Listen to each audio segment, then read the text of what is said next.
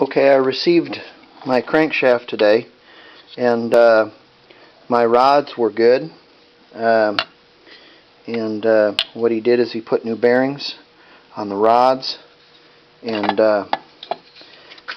put new bearings on the crankshaft, and then re-indexed the crankshaft also. And re-indexing essentially is the crankshaft is made of several pieces and they're all pressed together, and the throws are indexed to where they fire, in order they fire. And after a while, a two-stroke engine kind of twists its crank out of shape, so they re-index it, and then I got new bearings.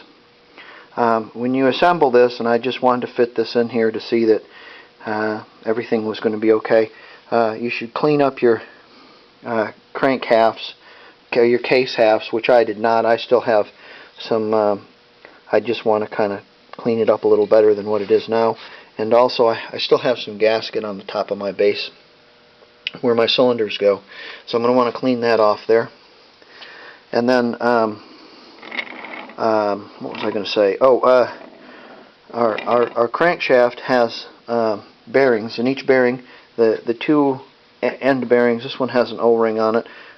When I assemble these, I like to put the circlip down, and so I put the circlip down. That's just how I do it. I don't know if it's going to make a difference. I don't think it's going to make a difference on this bearing.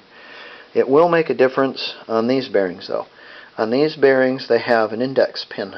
If you can see, it's a tiny little roll pin that's drove into the race of the bearing. And the only way it can't go the other way, because this particular bearing won't fit in the hole.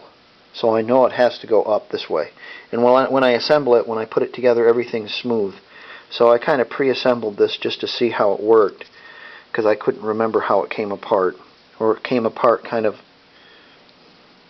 higgly-piggly, and the bearings spun, and I didn't quite see where they were. But they go in these. And you'll be able to see the pins, the roll pins, through these holes in the top here.